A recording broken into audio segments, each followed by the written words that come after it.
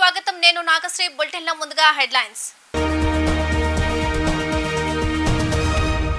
మంత్రివర్గ సమావేశం కీలక నిర్ణయాలు. మెగా డిఎస్సికి కేబినెట్ ఆమోదం.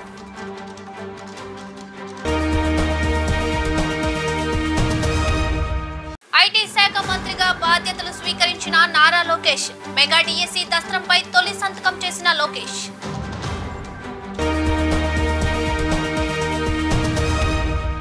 ఎక్సైజ్ శాఖ మంత్రిగా బాధ్యతలు స్వీకరించిన కొల్లు రవీంద్ర. గత 5 సంవత్సరాలుగా ఎక్సైజ్ శాఖ పూర్తిగా నిర్వీర్యమైందని ఆరోపణ.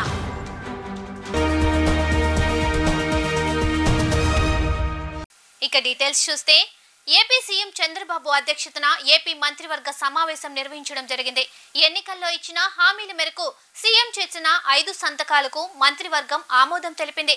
6 శాఖలపై శ్వేత పత్రాలు విడుదల చేయాలని కేబినెట్ లో నిర్ణయం తీసుకున్నారు.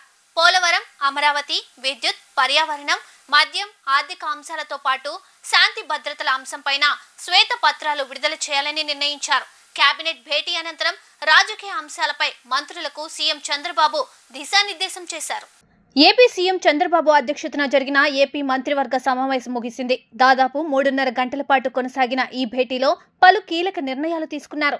ఎన్నికల్లో ఇచ్చిన హామీల మేరకు సీఎం చేసిన 5 సంతకాలకు మంత్రివర్గం ఆమోదం తెలిపింది. వైద్య ఆరోగ్య వర్సిటీకి ఎన్టీఆర్ పేరు పునరుద్ధరించాలని నిర్ణయించింది. మెగా డిఎస్సి ద్వారా 16,347 పోస్టుల భర్తీ, ల్యాండ్ టైటిలింగ్ చట్టం రద్దు, ఏప్రిల్ నుండి పింఛన్ 4,000 రూపాయలకు పెంపు, అన్నా క్యాంటీన్ల పునరుద్ధరణ, నైపుణ్య గణన అంశాలకు మంత్రివర్గం ఆమోదం తెలిపింది. కొత్తగా టెట్ నిర్వహణ, టెట్ లేకుండా డిఎస్సి నిర్వహణ ప్రతిపాదనలపై చర్చించారు. డిఎస్సి నిర్వహణకు సంబంధించిన షెడ్యూల్ను అధికారులు కేబినెట్ ముందుంచారు. జూలై 1 నుండి ప్రక్రియను ప్రారంభించి డిసెంబర్ 10 లోపు 16,347 పోస్టులను భర్తీ చేసేలా ప్రణాళికను రూపొందించారు. పింఛన్ల పెంపు అంశంపైన మంత్రివర్గంలో కీలకంగా చర్చించారు. దీని కింద ఇచ్చే మొత్తం 3,000 నుండి 4,000 రూపాయలకు పెంచే నిర్ణయానికి ఆమోదం తెలిపారు. జూలై 1 నుండి పెంచిన పింఛన్లను ఇంటి వద్దే అందజేయాలని నిర్ణయించారు. ఎన్నికల్లో ఇచ్చిన హామీ మేరకు గత 3 నెలలకు కలిపి వచ్చే నెలలో ఒక్కొక్కరికి 7,000 రూపాయల పింఛను అందనుంది. రాష్ట్ర వ్యాప్తంగా 65 లక్షల మంది లబ్ధిదారులకు ఈ మొత్తాలను పంపిణీ చేయనున్నారు. గంజాయి నివారణకు హోంమంత్రి అనిత సారథ్యంలో మంత్రివర్గ ఉపసంఘం ఏర్పాటు చేయాలని నిర్ణయించారు. హోం, రెవెన్యూ, హెల్త్, గిరిజన శాఖ మంత్రులతో ఉపసంఘం ఏర్పాటు చేయనున్నారు. గంజాయి నియంత్రణపై మంత్రుల కమిటీలో సభ్యుడిగా మంత్రి నారా లోకేష్ ఉండనున్నారు. ఐటీ విద్యాశాఖ మంత్రిగా నారా లోకేష్ బాధ్యతలు స్వీకరించారు. ప్రత్యేక పూజలు అనంతరం మంత్రిగా లోకేష్ బాధ్యతలు చేపట్టారు. సచివాలయం 4వ బ్లాక్ రూమ్ నెంబర్ 208లో లోకేష్ కార్యాలయం సిద్ధం చేశారు. మెగా డిఎస్సి దస్త్రంపైనే మంత్రి లోకేష్ తొలి సంతకం చేశారు. బాధ్యతలు చేపట్టేందుకు సచివాలయానికి వచ్చిన లోకేష్ కు దేవాదాయ శాఖ ముఖ్య కార్యదర్శి సత్యనారాయణ పూర్ణకుంభంతో స్వాగతం పలికారు. వేద మంత్రోచ్చరణల మధ్య మంత్రి లోకేష్ తన ఛాంబర్లోకి అడుగుపెట్టారు. ఛాంబర్లో ప్రత్యేక పూజలు చేశారు. సచివాలయంలో ఉదయం 9:45 బాధ్యతలు తీసుకున్నారు. సచివాలయంలో 4వ బ్లాక్లోని మొదటి అంతస్తులో ఉన్న 208వ గదిలో లోకేష్ కార్యాలయం ఏర్పాటు చేశారు. బాధ్యతలు చేపట్టిన లోకేష్ కు మంత్రులు, పార్టీ ఎమ్మెల్యేలు, నేతలు శుభాకాంక్షలు తెలిపారు. బాధ్యతల స్వీకరణకు ముందే లోకేష్ తన శాఖల్లో ప్రక్షాళన దిశగా అడుగులు వేశారు. విద్యారంగంలో విప్లవాత్మక సంస్కరణలకు శ్రీకారం చుట్టారు. ఇప్పటికే ఐటీ, ఎలక్ట్రానిక్స్ రంగాల్లో ఉద్యోగాల కల్పనకు 100 రోజుల యాక్షన్ ప్లాన్ తయారు చేయాలని అధికారులకు లోకేష్ స్పష్టమైన ఆదేశాలు జారీ చేశారు. తన మంత్రి కుర్చీకి ఎలాంటి ఆర్భాటాలు వద్దని కుర్చీకి చుట్టిన టవల్ని తీసివేయించారు. మంత్రిగా కుర్చీలో ఆసీనులయ్యారు. మెగా డిఎస్సి దస్త్రంపైనే లోకేష్ తొలి సంతకం చేశారు. మెగా డిఎస్సి ద్వారా 16,347 పోస్టుల భర్తీకి ముఖ్యమంత్రి చంద్రబాబు తొలి సంతకం చేసిన దస్త్రంపైనే సంబంధిత శాఖ మంత్రిగా లోకేష్ తొలి సంతకం పెట్టారు. మెగా డిఎస్సి విధి విధానాలు రూపొందించి కేబినెట్ ముందుకు పెడుతూ సంతకం చేశారు. ఏపీ గనులు, భూగర్భ శాఖ, ఎక్సైజ్ శాఖల మంత్రిగా కొల్లు రవీంద్ర సోమవారం బాధ్యతలు స్వీకరించారు. సెక్రటేరియట్ 3వ బ్లాక్ లో ఆయన తన ఛాంబర్లో బాధ్యతలు స్వీకరించారు. అంతకుముందు మంత్రి తమ కుటుంబ సభ్యులతో కలిసి ప్రత్యేక పూజలు చేశారు. చంద్రబాబు, పవన్ కళ్యాణ్, లోకేష్ బీజేపీ ఆశీస్సులతో మంత్రిగా బాధ్యతలు చేపట్టాలని మంత్రి కొల్లు రవీంద్ర అన్నారు. కీలక శాఖలకు తనకు అవకాశం ఇచ్చారని, తన పదవిని బాధ్యతగా భావిస్తున్నానన్నారు. గత 5 ఏళ్లలో ఎక్సైజ్ శాఖను భ్రష్టు పట్టించారని, ప్రజల మాన ప్రాణాలకు విలువ లేకుండా చేశారని, ఎక్సైజ్ శాఖను మొత్తం నిర్వీర్యం చేశారని మండిపడ్డారు. అక్రమాలను బయటకు తీసి చట్టపరంగా చర్యలు తీసుకుంటామని స్పష్టం చేశారు. రాష్ట్రంలో ఉన్న ఖనిజ సంపదను ప్రభుత్వ ఆదాయానికి కాకుండా సొంత అవసరాలకు వినియోగించుకున్నారని తీవ్ర స్థాయిలో విమర్శించారు. ఈ 2 శాఖల్లో త్వరలో కొత్త పాలసీని తీసుకొస్తామని మంత్రి కొల్లు రవీంద్ర స్పష్టం చేశారు. గతంలో ఇసుకలో భారీగా అక్రమాలు జరిగాయని, జగన్ మద్యపాన నిషేధమని చెప్పి మద్యాన్ని తాకట్టు పెట్టి 30,000 రూపాయల కోట్లు అప్పులు తెచ్చారని ఆరోపించారు. నిషేధం అన్నప్పుడు అప్పులు ఎలా తెచ్చారో చెప్పాలన్నారు. అక్రమ మద్యం ద్వారా కానీ ఎక్సైజ్ డిపార్ట్మెంట్ మొత్తాన్ని కూడా భ్రష్టు పట్టించారు. విపరీతంగా ప్రజల మాన ప్రాణాలతో చెలగాటమాడారు.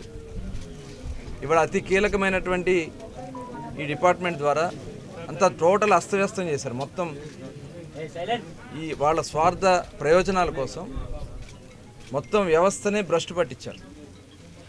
టోటల్ డిపార్ట్మెంట్నే నిర్వీర్యం చేశారు. ఇవాళ తిరిగి మళ్ళీ జవసత్యాలు ఈ డిపార్ట్మెంట్కి ఇచ్చి ప్రజల మాన ప్రాణాలు కాపాడాలా, ఏదైతే జరుగుతున్నటువంటి అక్రమాలని, గతంలో జరిగినటువంటి అక్రమాలు కూడా ఖచ్చితంగా బయటికి తీయాల్సిన అవసరం ఉంది. దాంట్లో బాధ్యులైనటువంటి వ్యక్తుల మీద కూడా మరి ఖచ్చితంగా చట్టపరంగా చర్యలు తీసుకోవాల్సినటువంటి పరిస్థితి ఉంటుంది. అలాగే మైనింగ్ కూడా ఇవాళ ఎక్కడ చూసినా ఇసుక దోపిడీ, టోటల్ ఏదైతే ఖనిజ సంపద ఉందో, ఆంధ్ర రాష్ట్రంలో అద్భుతమైనటువంటి ఖనిజ సంపద ఉంది. ఈ ఖనిజ సంపద ప్రజా అవసరాల కోసం ఉపయోగించుకోవాలా, ఆ వచ్చినటువంటి ఆదాయాన్ని ప్రభుత్వానికి జమ చేసుకోవాల్సినటువంటి పరిస్థితి ఉంటే సొంత ఖాతాలకి మళ్లించుకున్నారు. చాలామంది న్యాయబద్ధంగా చేస్తున్నటువంటి వ్యాపారస్తులు ఈ రాష్ట్రం నుంచి తరిమేశారు. తప్పకుండా ఈ ఇసుక వల్ల ఎంతమంది కార్మికులు రోడ్డున పడ్డారో, ఎంతమంది ప్రాణాలు పోగొట్టుకున్నారో మనం చూసాం. ఖచ్చితంగా మైనింగ్ను కూడా ప్రక్షాళన చేయాల్సినటువంటి అవసరం ఉంది. టోటల్ 2 డిపార్ట్మెంట్స్ను కూడా పూర్తి స్థాయిలో ప్రక్షాళన చేసి త్వరలోనే ఒక బెస్ట్ పాలసీ ఎక్సైజ్లో కానీ, ఎందుకంటే గతంలో మరి ఎక్సైజ్ మినిస్టర్గా కూడా నేను చేసినటువంటి అనుభవం ఉంది. ఆ రోజున ఎక్కడా కూడా అవినీతికి తావు లేకుండా ఆ రోజున మేము కార్యక్రమాలు చేశాం. రాబోయే కాలంలో ఖచ్చితంగా మైనింగ్ను కూడా టోటల్ 2 డిపార్ట్మెంట్స్ కూడా ప్రక్షాళన చేసి స్వచ్ఛమైనటువంటి పరిపాలన అందించడంలో మరి చంద్రబాబు నాయుడు గారు ఇచ్చినటువంటి అవకాశంతో ఖచ్చితంగా చేస్తారనే నమ్మకం, విశ్వాసం ఉంది. అదేవిధంగా మచిలీపట్నం కాన్స్టిట్యున్సీ నుంచి దాదాపు 50,000 మెజార్టీతో మాకు అవకాశం ఇచ్చారు. నిజంగా ముందుగా బందర్ నియోజకవర్గ ప్రజలందరూ కూడా హృదయపూర్వక ధన్యవాదాలు తెలియజేస్తున్నాను. శిరస్సు వంచి పాదాభివందనాలు చేస్తున్నాను. డిప్యూటీ సీఎం పవన్ కళ్యాణ్ తో తెలుగు సినీ నిర్మాతలు సమావేశమయ్యారు. తెలుగు చలనచిత్ర పరిశ్రమ ఎదుర్కొంటున్న సమస్యలను పవన్ కళ్యాణ్ తో చర్చించారు. విజయవాడలోని క్యాంపు కార్యాలయంలో పవన్ తో సినీ నిర్మాతలు ప్రత్యేకంగా భేటీ అయ్యారు. ఈ సమావేశంలో నిర్మాతలతో పాటుగా రాష్ట్ర సినిమాటోగ్రఫీ శాఖ మంత్రి కందుల దుర్గేష్ పాల్గొన్నారు. తెలుగు చలనచిత్ర పరిశ్రమ ఎదుర్కొంటున్న సమస్యలపై పవన్ కళ్యాణ్ తో చర్చించారు. అంతేకాకుండా రాష్ట్రంలో సినీ రంగం విస్తరణకు ఉన్న అవకాశాలపై చర్చించినట్లు తెలుస్తోంది. విజయవాడలోని క్యాంపు కార్యాలయంలో పవన్ తో సినీ నిర్మాతలు ప్రత్యేకంగా భేటీ అయ్యారు. తెలుగు ఫిల్మ్ ఛాంబర్ అధ్యక్షుడు దిల్ రాజు, నిర్మాతల మండలి అధ్యక్షుడు దామోదర్ ప్రసాద్ తో పాటు Allu Aravind, Ashwini Dutt, AM Ratnam, S Radhakrishna, Bhogavalli Prasad, DVV Danayya, Supriya, NV Prasad, Bunny Vasu, Naveen Yerneni, Naga Vamsi, TG Vishwaprasad, Vamsi Krishna తదితరులు పవన్ కళ్యాణ్ ను కలిశారు. కొత్తగా ఏర్పాటైన కూటమి ప్రభుత్వానికి నిర్మాతలు అభినందనలు తెలిపి గత ప్రభుత్వంలో సినీ పరిశ్రమ ఎదుర్కొన్న సమస్యలు, టికెట్ ధరలు, వెసులుబాటు, థియేటర్ల సమస్యలపై పవన్ తో చర్చించారు. ఈ సమావేశంలో రాష్ట్ర సినిమాటోగ్రఫీ శాఖ మంత్రి కందుల దుర్గేష్ పాల్గొన్నారు. మనస్ఫూర్తిగా మాట్లాడి చాలా ఆనందపడ్డాం. త్వరలో మళ్ళీ total representation of the film industry తోటి ఇక్కడికి వచ్చి వారిని అభినందించడానికి మళ్ళీ వస్తాం. Thank you.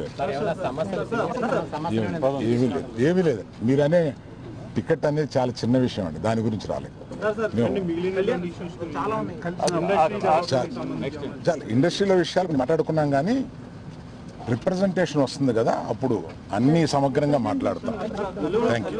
లోక్సభలో కేంద్ర మంత్రి రామ్మోహన్ నాయుడు తెలుగులో ప్రమాణ స్వీకారం చేశారు. తొలి రోజు ప్రధాని మోడీతో పాటు 280 మంది ఎంపీలు ప్రమాణ స్వీకారం చేశారు. 18వ లోక్సభ తొలి సమావేశాలు కొనసాగుతున్నాయి. సభ్యులతో ప్రోటెం స్పీకర్ భర్తృహరి మహతాబ్ ప్రమాణ స్వీకారం చేయించారు. తొలుత ప్రధాని మోదీ వారణాసి ఎంపీగా ప్రమాణం చేశారు. అనంతరం కేంద్ర మంత్రులు, ఇతర సభ్యులు ప్రమాణం చేస్తున్నారు. ఈ క్రమంలో కేంద్ర మంత్రులు కిషన్ రెడ్డి, రామ్మోహన్ నాయుడు తెలుగులో ప్రమాణ స్వీకారం చేశారు. తొలి రోజు 280 మంది ఎంపీలు ప్రమాణం చేయనున్నారు. మిగిలిన వారు మంగళవారం ప్రమాణ స్వీకారం చేస్తారు. అనంతరం స్పీకర్ ఎన్నికకు నామినేషన్ కార్యక్రమం మొదలవుతుంది. ఈ నెల 26న స్పీకర్ ఎన్నిక పూర్తవుతుంది. 27న రాజ్యసభ సమావేశాలు కూడా ప్రారంభమవుతాయి. అదే రోజు ఉభయ సభలను ఉద్దేశించి రాష్ట్రపతి ద్రౌపది ముర్ము ప్రసంగించనున్నారు. కింజరాపు రామ్మోహన్ నాయుడు అనే నేను లోక్సభ సభ్యుడిగా ఎన్నికైనందున శాసనం ద్వారా నిర్మితమైన భారత రాజ్యాంగం పట్ల నిజమైన విశ్వాసం, విధేయత చూపుతానని, భారతదేశ సార్వభౌమత్వాన్ని, సమగ్రతను కాపాడుతానని, నా బాధ్యతలను శ్రద్ధాశక్తులతో మరియు అంతఃకరణ శుద్ధితో నిర్వహిస్తానని దైవ సాక్షిగా ప్రమాణం చేస్తున్నాను. ఆంధ్రప్రదేశ్ రవాణా, క్రీడలు, యువజన సర్వీసుల శాఖ మంత్రిగా మండిపల్లి రాంప్రసాద్ రెడ్డి బాధ్యతలు చేపట్టారు. మంత్రిగా బాధ్యత చేపట్టేందుకు ఆదివారం వెలగపూడిలోని రాష్ట్ర సచివాలయానికి కుటుంబ సమేతంగా విచ్చేసిన ఆయనకు వేద పండితులు పూర్ణ కుంభంతో స్వాగతం పలికారు. అధికారులు పుష్పగుచ్చాలు అందచేసి అభినందనలు తెలియజేశారు. ప్రత్యేక పూజల అనంతరం మంత్రి రాంప్రసాద్ రెడ్డి తన సీట్లో కూర్చున్నారు. రవాణా, క్రీడలు, యువజన సర్వీసుల శాఖ మంత్రిగా మండిపల్లి రాంప్రసాద్ రెడ్డి తొలి సంతకం చేశారు. రాష్ట్రంలో రోడ్డు ప్రమాదాల నివారణపై ప్రత్యేక శ్రద్ధ తీసుకుంటున్నట్లు తెలిపారు. ఈ సందర్భంగా మంత్రి రాంప్రసాద్ రెడ్డి మీడియాతో మాట్లాడారు. ఎన్నికల మేనిఫెస్టోలో ఇచ్చిన హామీ మేరకు ఆంధ్రప్రదేశ్లోని మహిళలందరికీ ఆర్టీసీ బస్సుల్లో ఉచిత రవాణా సౌకర్యాన్ని త్వరలోనే కల్పించనున్నట్లు తెలియజేశారు. తెలంగాణ, కర్ణాటక రాష్ట్రాల్లో అమలు చేస్తున్న ఉచిత బస్సు సౌకర్యం పథకంలో ఎదురయ్యే లోటుపాట్లు ఆంధ్రప్రదేశ్లో తలెత్తకుండా తగు జాగ్రత్తలు తీసుకుంటామన్నారు. రాష్ట్ర వ్యాప్తంగా ఉన్న ఎంతో మంది నిరుపేద క్రీడాకారులను ప్రోత్సహించే విధంగా పలు చర్యలు చేపడతామన్నారు. క్రీడల పరంగా రాష్ట్రంలోని పేద విద్యార్థులను ప్రోత్సహిస్తామని హామీ ఇచ్చారు. చాలా సంతోషంగా ఉంది.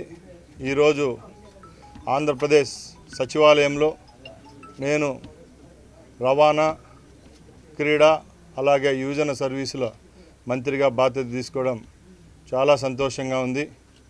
ఏదైతే మా రాయచోటి ప్రజలు నా మీద పెట్టిన నమ్మకంతో శాసనసభకు పంపించారో ఆ నమ్మకాన్ని నిలుపుకుంటూ, అలాగే ఈ రాష్ట్ర మంత్రివర్గంలో గౌరవప్రదమైన 3 శాఖలు కేటాయించిన మా ముఖ్యమంత్రి వర్యులకు ధన్యవాదాలు తెలియజేసుకుంటూ, ఏ విధమైన తప్పులు జరగకుండా రాబోయే కాలంలో ఆంధ్ర రాష్ట్ర ప్రజలకు శక్తి ఉన్నంత వరకు సేవ చేసేదానికి శాఖాపరంగా, వ్యక్తిగతంగా కట్టుబడి మనస్ఫూర్తిగా ఆ దైవ సాక్షిగా ఇక్కడ బాధ్యతలు చేపడుతున్నా. భద్రతాపరమైన, యాక్సిడెంట్ల పరమైన ఏ విధమైన కార్యక్రమాలు చేపట్టినా రాష్ట్ర ప్రజలకు మంచి చేకూరే విధంగా ప్రమాదాల నివారణకు, అలాగే రేపు రాబోయే కాలంలో ఆంధ్రప్రదేశ్ ప్రభుత్వం ప్రవేశపెట్టిన మహిళామూర్తులకు ఉచిత బస్సు సౌకర్యాన్ని కల్పించే విధంగా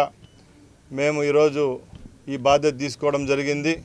తప్పకుండా మా ప్రభుత్వం హామీ ఇచ్చిన విధంగా ఆంధ్ర రాష్ట్రంలో మహిళామూర్తులందరికీ రాబోయే 5 సంవత్సరాలు ఆర్టీసీలో ప్రయాణం ఫ్రీగా ఇచ్చే విధంగా మేము చర్యలు తీసుకుంటాం. అలాగే ఈ రాష్ట్రంలో స్పోర్ట్స్ పరంగా ఎందరో పేదవాళ్ళు ఉన్నారు. ఆ కుటుంబాలందరికీ క్రీడను చేరువ చేసే విధంగా కూడా ఈ రాష్ట్ర ప్రభుత్వం తరపున ఒక క్రీడా మంత్రిగా నేను బాధ్యత తీసుకుంటున్నా. నేను గత 2 రోజుల నుంచి చెప్తున్నా, మన పొరుగు రాష్ట్రాలైన తెలంగాణ మరియు కర్ణాటకలో ఆ రాష్ట్ర ప్రభుత్వాలు ఉచిత సర్వీస్ మహిళలకు ఇస్తున్నాయి. మన రాష్ట్రంలో ఆ కార్యక్రమాన్ని ప్రవేశపెట్టే రోజుకు ఏ విధమైన పొరపాట్లు లేకుండా, పక్క రాష్ట్రాల్లో ఏమైనా పొరపాట్లు దొల్లింటే అవన్నీ సమీక్షించుకొని రాబోయే 1 నెలలోనే ఈ కార్యక్రమాన్ని చేపట్టేదానికి ఆంధ్రప్రదేశ్ రవాణా శాఖ మరియు ఆర్టీసీ ముందుకు వస్తుందని మీ ద్వారా తెలియజేసుకుంటున్నా. మంగళగిరి నియోజకవర్గాన్ని భారతదేశంలోనే నెంబర్ 1 గా అభివృద్ధి చేసేందుకు నారా లోకేష్ కృషి చేస్తారు అనడంలో ఎలాంటి సందేహం లేదని పోతినేని శ్రీనివాసరావు స్పష్టం చేశారు. రాష్ట్రంలోనే 91,442 ఓట్ల భారీ మెజార్టీతో మంగళగిరిలో నారా లోకేష్ ను గెలిపించిన నియోజకవర్గ ప్రజానీకానికి అభినందనలు తెలియజేశారు. సార్వత్రిక ఎన్నికల్లో నారా లోకేష్ భారీ మెజార్టీతో గెలుపుకు వార్డుల్లో కృషి చేసిన గుంటూరు జిల్లా పార్లమెంటు ప్రధాన కార్యదర్శి పోతినేని శ్రీనివాసరావు, తెలుగుదేశం పార్టీ మంగళగిరి సమన్వయకర్త నందం అబద్దయ్యను మంగళగిరి నియోజకవర్గ బీసీసీఎల్ అధ్యక్షులు కారంపూడి అంకమ్మరావు స్థానిక మహిళలు శాలువాతో సత్కరించి అభినందనలు తెలియజేశారు. ఈ కార్యక్రమంలో 22వ వార్డు స్థానికులు, నాయకులు, మహిళా కార్యకర్తలు పాల్గొన్నారు. ఈ సందర్భంగా వారు మాట్లాడుతూ 22 వార్డులో ఉన్న స్థానిక సమస్యలను పరిష్కరించాలని కోరుతూ పోతినేని శ్రీనివాసరావు వినతి పత్రాన్ని అందజేయడం జరిగిందని వారు తెలియజేశారు. నారా లోకేష్ గారిని మనం 91,413 ఓట్లతోటి భారీ మెజార్టీతో మంగళగిరి ప్రజలు తెలుగుదేశం పార్టీ ఆధ్వర్యంలో గెలిపించుకోవడం జరిగింది. అదేవిధంగా నారా లోకేష్ గారి ఆధ్వర్యంలో మంగళగిరి రాష్ట్రంలోనే కాదు భారతదేశంలోనే నెంబర్ 1గా ఈ నియోజకవర్గాన్ని తీర్చిదిద్దారని చెప్పి మీకు తెలియజేస్తున్నాను. ఖచ్చితంగా మన నియోజకవర్గంతో పాటుగా మన పట్టణంతో పాటుగా 22వ వార్డులో కూడా ఏ విధమైన సమస్యలున్నా కూడా వెంటనే పరిష్కరించడానికి కృషి చేస్తామని చెప్పి కూడా తెలియజేస్తున్నాను.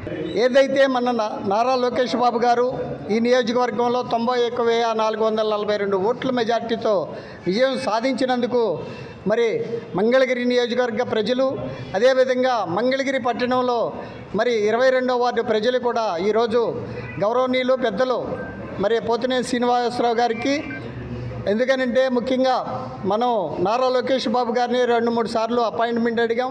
పరిస్థితుల రీత్యా వాయిదా పడింది కనుక ఏదైనా కానీ మన నాయకులు పెద్దలు పోతినేని శ్రీనివాసరావు గారు అదేవిధంగా నందం అబదయ్య గారికి మరి చిరు సత్కారంగా శాలువ ఒకటి కప్పి మరి వారి కృషి మాకు అండదండలు ఉన్నాయి కనుక వారు మా వెనకమాలని నడిపించినటువంటి తరుణంలో అందరూ కూడా నియోజకవర్గంలో ఉన్నటువంటి ప్రజలందరూ కూడా లోకేష్ బాబు గారిని ఆదరించారు.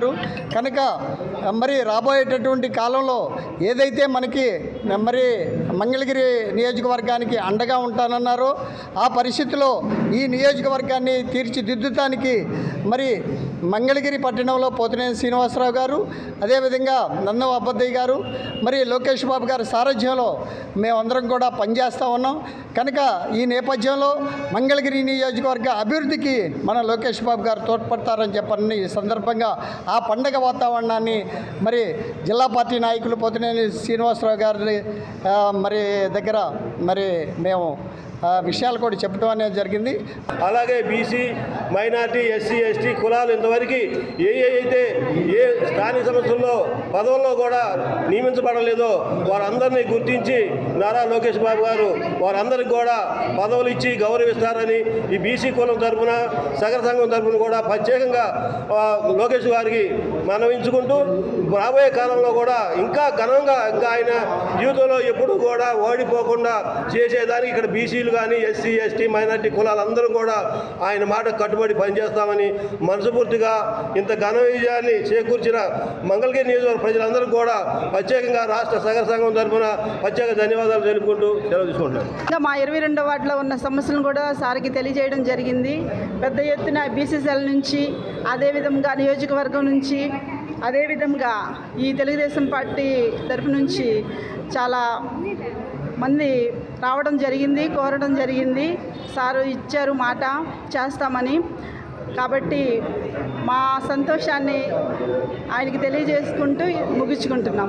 మానవ సమాజాన్ని కాపాడేందుకు వర్షాకాలం దోమల అభివృద్ధి చెందే ప్రదేశాల్లో విస్తృత ప్రచారాన్ని నిర్వహిస్తున్నట్టు మలేరియా అధికారి ఏ శివన్నారాయణ తెలియజేశారు. వ్యాధి నివారణకు ఇంటి పరిసరాల్లో నీరు నిల్వ లేకుండా చూసుకుంటూ కాచి చల్లార్చిన నీరు త్రాగాలని పిలుపునిచ్చారు. దోమల నిర్మూలన, ప్రజారోగ్యం వివిధ రకాల నినాదాలతో నిర్మలా ఫార్మసీ కాలేజీ విద్యార్థులచే మలేరియా మాసోత్సవం సందర్భంగా మంగళగిరి ప్రభుత్వ ఆసుపత్రి నుండి ఎండీఓ కార్యాలయం వరకు ర్యాలీ నిర్వహించారు. ఈ కార్యక్రమంలో నిర్మలా ఫార్మసీ విద్యార్థులు, జిల్లా మలేరియా అధికారి టీఎంకే సుబ్బరాయణం, మలేరియా అధికారి రాజు నాయక్, ప్రభుత్వ ఆసుపత్రి వైద్యాధికారి doctor Sneharaju, doctor Geetha Padmaja, malaria అధికారి ఏ శ్రీమన్నారాయణ, సూపర్వైజర్లు తదితరులు పాల్గొన్నారు. ఈ సందర్భంగా వారు మాట్లాడుతూ వర్షాకాలంలో దోమల ద్వారా వ్యాప్తి చెందే వ్యాధులపై ప్రజలకు అవగాహన కల్పించేందుకు జూన్ 1 నుండి 31వ తేదీ వరకు మలేరియా మహోత్సవంలు నిర్వహిస్తున్నట్లు తెలియజేశారు. దోమలను నివారించేందుకు కొబ్బరి చిప్పులు, తొట్లు, టైర్లలో నీరు నిల్వ లేకుండా ఇంటి పరిసరాలు పరిశుభ్రంగా ఉంచుకోవాలని సూచించారు. యాంటీ మలేరియా మంత్ ఈ ర్యాలీ యొక్క స్టార్ట్ చేసినటువంటి ముఖ్య ఉద్దేశం ఏంటంటే యాంటీ మలేరియా మంత్ అనగా ప్రతి సంవత్సరము జూన్ 1వ తారీఖు నుంచి 30వ తారీఖు వరకు కూడాను ఋతుపవనాలు వచ్చి వర్షాలు స్టార్ట్ అయ్యి వర్షపు నీరు ఎక్కడ పెడితే అక్కడ నిల్వ ఉండి దోమల పెరుగుదలకు అనుకూలమైన వాతావరణం ఏర్పడుతుంది. కాబట్టి దోమల ద్వారా వ్యాపించే వ్యాధుల నుంచి ప్రజలు తమను తాము రక్షించుకోవడానికి కావాల్సిన జాగ్రత్తలు తెలియజేయడం కోసం ఈ నెలంతా అవగాహన కార్యక్రమం ఇంటింటికి వెళ్ళి నిర్వహిస్తాము. దానిలో భాగంగా ఈ కార్యక్రమము. అలాగే ప్రజల యొక్క ఆరోగ్యం అంటే it is a state of complete physical, mental and social wellbeing, not merely absence of a disease are infirmity. అంటే ఆరోగ్యం అంటే పూర్తి స్థాయిగా మానసికంగా, శారీరకంగా, సాంఘికంగా చక్కగా ఉండటమే కానీ అంగవైకల్యం లేకుండా ఉండటమో లేదంటేనేమో ఒక జబ్బు లేకుండా ఉండటమో ఆరోగ్యం కాదు. అటువంటి ఆరోగ్యం కోసం ప్రజల్లో అవగాహన కలగజేసి ముందు జాగ్రత్త చర్యగా అనారోగ్యాల బారి పడకుండా జాగ్రత్తలు తీసుకునే విధంగా వారికి హెల్త్ ఎడ్యుకేషన్ చేయటం మా యొక్క కార్యక్రమాల ప్రధాన ఉద్దేశం. కాకపోతే ఈ మనకి నీళ్ళలో ఉండగానే గుడ్డు, లారో, ప్యూపా స్టేజ్ ఏదైతే ఉన్నాయో ఆ స్టేజ్లో ఉన్నప్పుడు మన కిందకి నీళ్లు వంపేసినప్పుడు భూమి మీదకి భూమి నీరు పీల్చుకుని ఆ పైన ఈ 3 కూడా చనిపోవటం జరుగుతూ ఉంటుంది. ఇది ఎక్కడెక్కడ పెరుగుతాయి ఏంటి అన్నది ప్రజలకి అవగాహన కల్పించడం.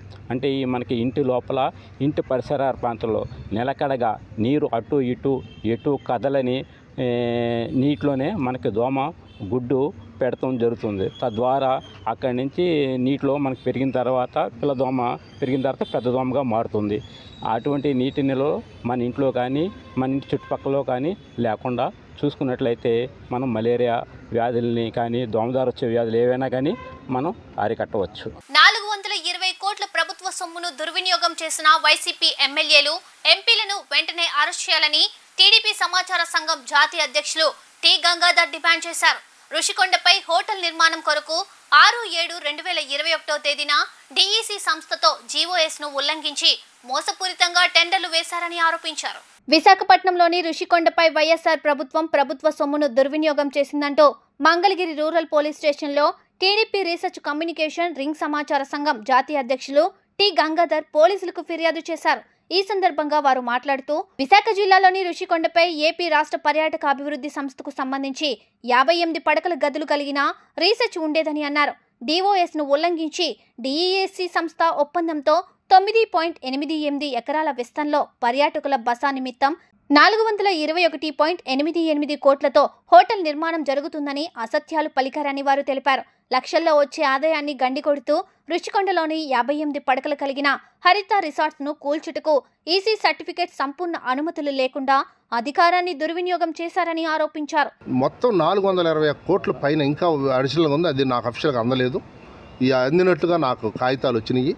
కనుక ఆ రోజు ఉండే క్యాబినెట్లో ఉండే మొత్తం 26 జగన్మోహన్ రెడ్డి అండ్ రోజా, విడుదల రజని, పెద్దిరెడ్డి రామచంద్రారెడ్డి, గుడిపాటి అమర్నాథ్, గుడివాడ అమర్నాథ్, తర్వాత మొత్తం అందరూ ఆల్ మినిస్టర్స్ నాకు ఇందులో ఎఫ్ఐఆర్ కట్టి దాని ఐపీసీ 409 ఇది క్రిమినల్ కాండక్ట్ ఆఫ్ ద ట్రస్ట్కి కమిట్ అయిన వీళ్ళందరి మీద కూడా అధికార దుర్వ్యాపారాలు వీళ్ళందరూ, అందులో ఆల్సో జవహర్ రెడ్డి మొత్తం మీద అందరి మీద ఐఏఎస్ అధికారులు ఆ క్యాబినెట్ మొత్తాన్ని ఇమ్మీడియట్లీ ఎఫ్ఐఆర్ నమోదు చేసి వాళ్ళని అరెస్ట్ చేసి వాళ్ళ నుంచి ఇమ్మీడియట్లీ ఆ డబ్బు రికవరీ చేయాలి. అది రికవరీ అయ్యేంత వరకు కూడా కట్టాలి. గతంలో కూడా కొన్ని కేసులు ఎఫ్ఐఆర్ కట్టలేదు. వాటి మీద కూడా ఇమ్మీడియట్లీ ఎక్కడ వరకైనా ఫస్ట్ ఎస్పీకి తెలియజేస్తాం. తర్వాత అవసరమైతే ఎటువంటి స్టెప్ కైనా తీసుకుంటాం. ఎట్టి పరిస్థితుల్లో కూడా రుషికొండ ప్రభుత్వ సొమ్ము 36 లక్షల రూపాయల బాత్ టబ్బులు, 13 లక్షల రూపాయల కమౌట్లు, లెట్రిన్ కమౌట్లు, 3.5 లక్షల ఫ్యాన్లు, అంత ఫారిన్ గ్రానైట్లు, ఇవన్నీ ఇట్లాంటివన్నీ కూడా కక్కాల్సిందే. జగన్మోహన్ రెడ్డి గారు సమానం చెప్పాల్సిందే. పేదలు రాజధానిలో 1 సెంట్ ఇచ్చారు పేదలకి.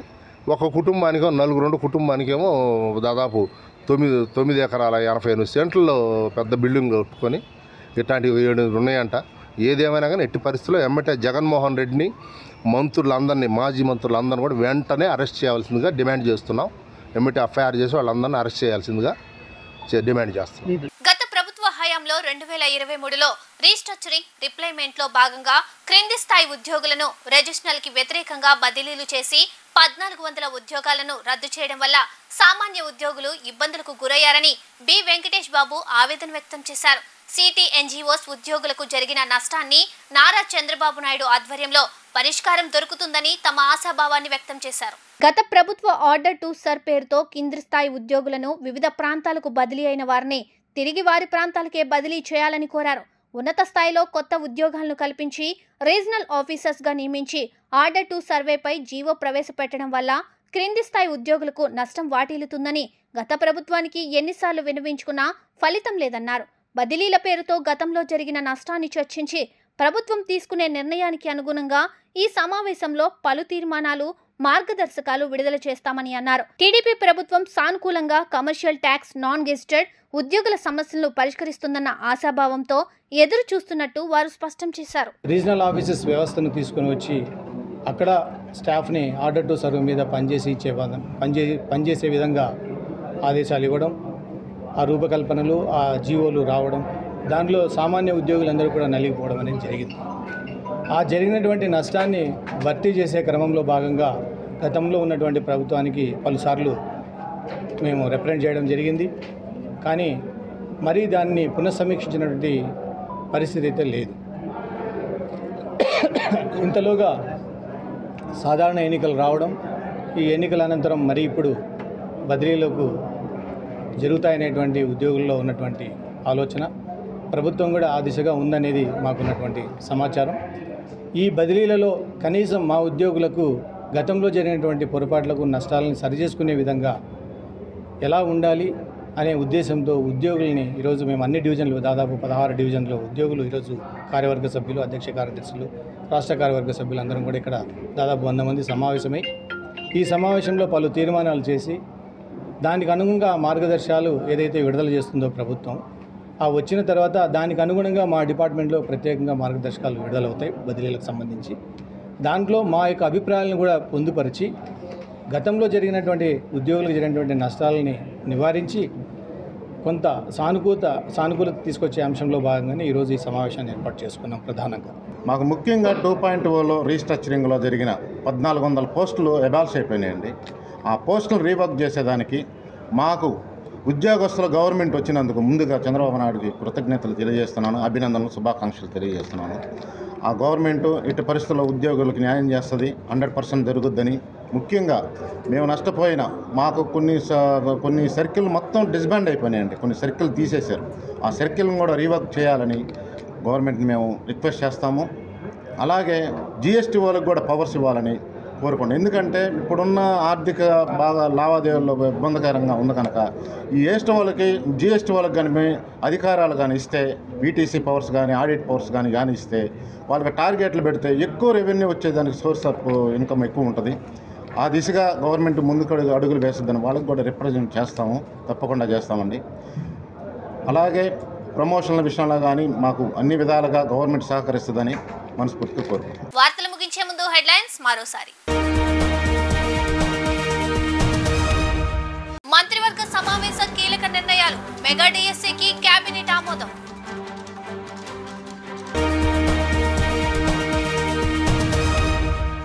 ఐటీ శాఖ మంత్రిగా బాధ్యతలు స్వీకరించిన నారా లోకేష్, మెగా డిఎస్సి దస్త్రంపై తొలి సంతకం చేసిన లోకేష్.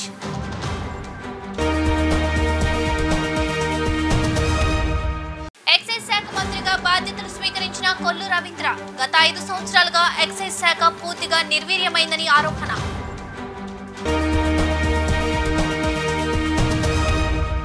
ఎల్టీవీ న్యూస్ ఇంతటితో సమాప్తం. తిరిగి మరో బులెటిన్లో మళ్ళీ కలుద్దాం. అంతవరకు సెలవు, నమస్కారం.